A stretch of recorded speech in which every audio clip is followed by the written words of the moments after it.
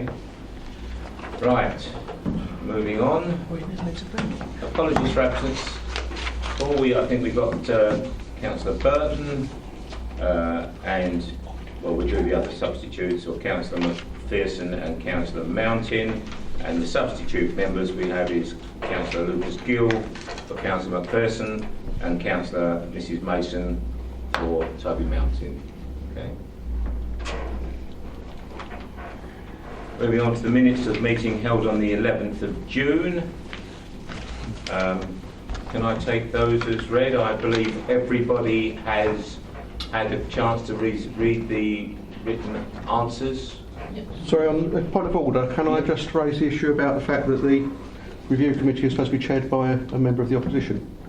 And I understand you're the vice chairman, but I don't know if that's appropriate. Has there been a ruling on this? Also, I would say, and put one out, this has happened numerous times in the past when you have been a member of the committee, and this has never been raised. And I have been the vice chairman, I would suggest at least half a dozen times where I've actually had to stand up to become chairman. This has never been raised before, and I don't think, going from memory, there have ever been any issues of me being not fair and scrupulous about the way the meeting was conducted. If I come back, I never would suggest you. I think you're very fair and very scrupulous, if I could say the word. However, it's an issue about the Constitution, whether that's appropriate or not. I'm happy for an officer to do the ruling. It has been raised before, yeah. And it's a custom and practice that the vice chairman was standing for the chairman. So okay, as long as it. I'm sorry, custom and practice or the Constitution? The Constitution overrides custom and practice. The Constitution just says the chairman has to come from the opposition. Yeah. But it doesn't say anything about the vice chairman, and the vice chairman is appointed by council, and in the event of the chairman not being in attendance, the vice chairman would then step up. But therefore he's acting as chairman and he's not a member of the opposition, de facto. Well, you've got a choice. Either I stay as chairman or we'll suspend the meeting until we get a ruling. It's quite simple. Or you could have an alternative chairman. No, we've just gone down this road. You've got a choice. Either as acting chairman, as vice chairman. As far as I'm concerned, if this is the normal procedure, normal practice, and it has been for many years, and as I've said, I have been in this position for many years, if this becomes a major issue, then we'll just suspend the meeting. Terry. Point one, Chairman, is what's the point of having a vice chairman if you can't stand in for the chairman? And number two, it's to be talking about the position of chairman of the meeting, if I could ever be listened to. We talked about the position of the meeting, not we're talking about the chairman of the actual meeting, not necessarily the chairman of every meeting, because that's not going to happen. No. Because sometimes the chairman will not be there. So it's the position of chairman that is the important thing as far as the Constitution is concerned, not necessarily who chairs the meeting. And if you have a vice chairman, clearly that implies they will chair the meeting when the chairman's not there. That is a matter of fact, and it happens for every other meeting in every other place that I've ever been to. Thank you, Chair. Can I just come back on that? I accept what Councillor Cutman was saying, but I do think we need some clarity in the Constitution. So certainly, this is not personal. It's a matter of a question of something that's written down and doesn't seem to be applied as one would expect. I accept that on every other meeting, the vice chairman steps up. In every other meeting, there is a Conservative chair and vice chair, so it's not a matter of... It's okay, Terry. I've already advised you on this, Councillor Mrs Mason. This is not the first time I've been put in this position. Mm-hmm. It has never been raised in the previous 3 or 4 years over which I have been involved in the review committee off and on when this situation has arisen. I think the only thing we can do is, if you're prepared to accept me staying as chairman at the moment, we will pass this down to our monitoring officer or our legal department and ask for their views on it in due course. Yeah, thank you. I'm quite happy to accept that. Okay. As long as that also, whatever is decided can be written into the Constitution, so there's a clarity on it. Thank you. Can I just ask a question? Yep. Didn't the review committee look at the Constitution very short while ago? They did And indeed. it wasn't raised then, was it? No, just to clarify that, It Chairman. was on the working party, actually. It wasn't raised in this meeting, I take it. On the review, no. I wasn't here when it was presented, so I can't say. Well, we will get clarification, but in the meantime, So as the person who raised it, if I can just come back and just say I'm happy for that to be the case. I heard what Mr Gowers said, and I do understand from what he just said that it has been raised previously and there's been what has happened previously. Right. But again, for the ruling and for it to be looked in the Constitution, I understand the Constitution's an ongoing project anyway. right. Okay. Anything else? No? Right. To receive declarations of interest, if any? No. Okay. Well, this is one of the reports we receive 3 a year on the Treasury Management Annual Review. Naomi, over to you. Thank you, Councillor Sprang. As Councillor Sprang said, this is one of 3 reports that the Review Committee receives each year. This final report for 18-19 is a summary of the year-end position, and the committee is asked to consider the contents of the report. The Council's income from its Treasury management activities during the financial year 2018-19 was just over £96,000 against a budget of £50,000. And the increase was due to the higher value of cash balances that the Council held over that period, and also an increase in the average interest rates paid on the investments. The report sets out in slightly more detail the investment performance over the course of the year and the interest rates that we received on those investments, and that's set out in paragraph 3.4 and the graph which shows how our interest rates earned track to the base rates from the Bank of England, which went up in August 2018. Councillors might also like to note the graph at 4.3, which shows the amount of investments that the Council had outstanding over the course of the year as well. I think the report is reasonably self-explanatory, so I wasn't going to say a huge amount more in terms of detail at this stage, but if the members have any questions, then I'm happy to try and answer them. Yeah, well, I'm sure they will, because Mike, off you go. Thank you, Chairman. The graph on 6.3, can you explain the difference between the two? Because you've got average sum invested and investments outstanding. What exactly is that? So the investments, the average sum investments it implies is the average is invested over the course of that month, whereas the investments outstanding is just showing the amounts invested at any particular point in time. So if the blue line is higher than the red, why is the average, the red, much lower?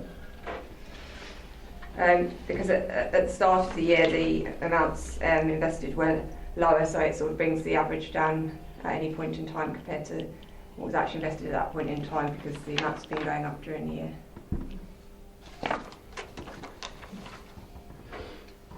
All right? Or do you want To me that is not clear, it's confusing. Okay. Well, I can take that away, and for future reports we can try and make that a bit more clear in terms of the differentiation between the lines, if that's helpful. Yeah, I think I understand where Mike's coming from. Is there any way that perhaps some of these phrases could be put into more layman terms? Sure, yeah, okay, accept that, yeah, that's fine. I mean, that's the nuts and bolts of it. You're producing things that are on a financial basis, assuming that we're all accountants, which most of us aren't. Well, we've tried to make it as clear as possible, but I appreciate there's always room for improvement. So. Councillor Mrs Mason. Thank you, Mr Chairman. I think Councillor Lucas Gill has got a very valid point. I don't think it's the terminology. I think we all understand what an average is, and I'm sure Councillor Lucas Gill does, but what you're not showing is the average over the period of the graph, and that's where the presentation needs to be altered. What you have here, and he's quite right to raise it, is that you've got an amount outstanding, then you're showing an average. Now that average could be over any period, but it should logically be over the period that you're showing the investments outstanding, or if it's over a longer period, then you should show the amounts over that period. It should relate. So I think what we have here is rather confusing information. I do think that should be taken away and corrected, and I think it should be brought back to this committee showing what period that average is over, because it's obviously not over the average that you're showing. Well, as I say, I accept that the graph could be clearer, and we'll take that away as feedback and make it clearer for future reports. Okay.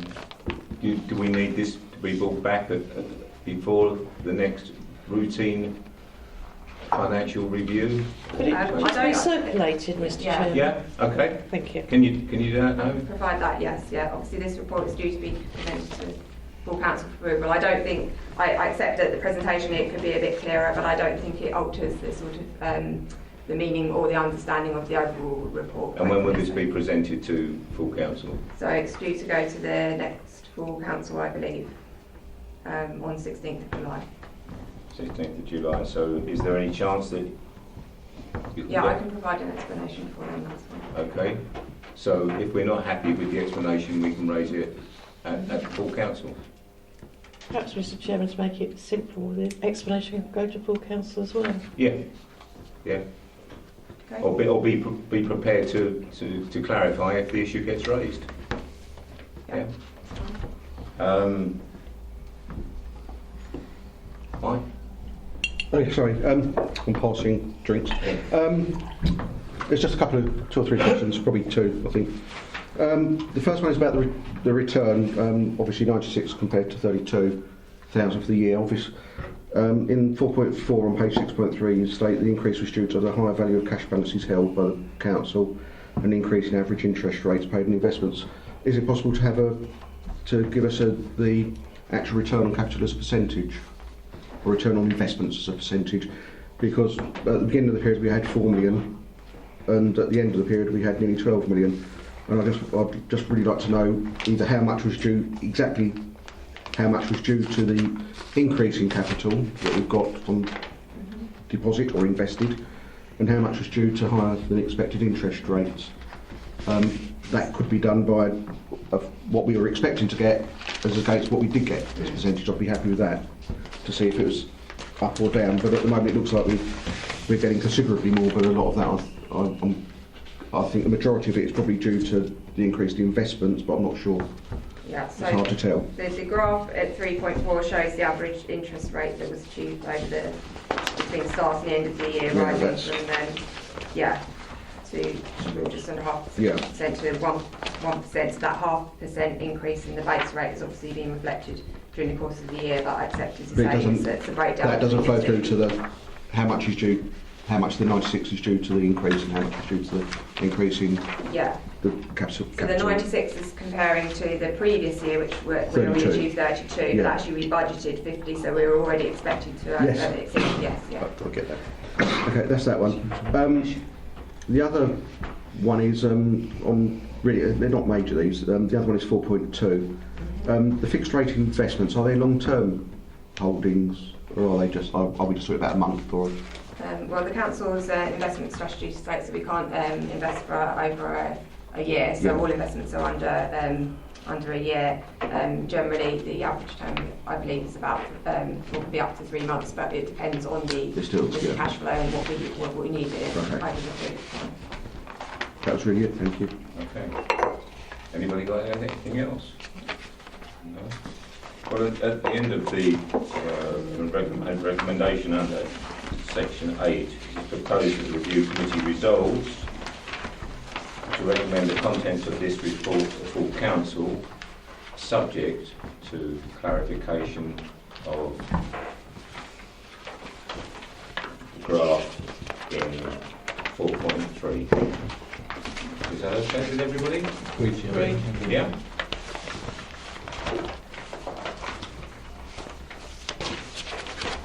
Right. Moving on. Well, we've got the key decisions documents there, I believe. Yes. Because we know someone's can't make contact with ground control. Yeah. Thank you. We'll pass it through. I've got a copy.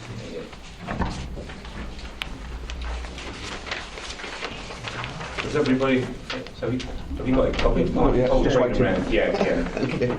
I have looked at it recently, but I haven't got Thank it to hand because my battery's died. laptops have gone. And thank you for taking it. Yes, well noticed. Okay, Paul, do you want Right, to okay. get through these? All right. The first one's the planning enforcement plan. That was on there last month and is due to be made by the portfolio holder later in the month. The next one's 8.19, the Leisure and Cultural Services Strategy. That's going to the executive next week. It should have come out in the reports today. I've read it. And the final one, and the only new one, can it really be Christmas coming up? The suspension of parking charges on Saturdays before Christmas. The annual one that comes on, and that should be, the decision will be made at the end of July. Okay. Any other points anybody wish to raise on those items? Thank you. Right, moving on to item number 8, the work plan. Paul, you got a... Yep. I've taken away the items that you decided on last month. I'm trying to plan them in to the forthcoming meetings. I've managed to get the update on recycling and waste for the 3rd of September. I would hope that I might be able to get the council's use of single-use plastics on there as well, although that might be spread a little bit because talking to my colleagues, it'll be a very short report if we just stick to single-use plastics. So we might expand it to how green the council is, you know, and do it that way. All right. The other ones I've got to plan in as we go. I have a difficulty with the asset strategy in the fact that it's already gone or going out to procurement. It's on the official journal of the European Union, so the spec is already in there with the design. So I'm trying to sort that out at the moment. So can we just, where do we go? What have you got planned for the next meeting? Your next meeting is update on recycling and waste, and possibly council use of single-use plastics, although, as I say, it will probably... That's September. Yes, September. Is the next one. Yeah, is the next meeting. Yeah. And we've got to bring in things like Ripper and all this, because that's a routine one we usually Yes, have in there. you'll see I've put Ripper in for October. Okay. Treasury Management mid-year review, and I'm sure I'm just looking forward to that one, for December, Yeah. and on as normal. Okay. Any questions about those members? And then there was just the final bit about the ICT review, whether any further members were going to be added to that group. As far as I'm aware, nobody has shown any interest in joining that group, so it will stay as constituted at the last meeting. Okay. You're on that, Bob? Oh, yeah. Yeah. I'm agreed to it.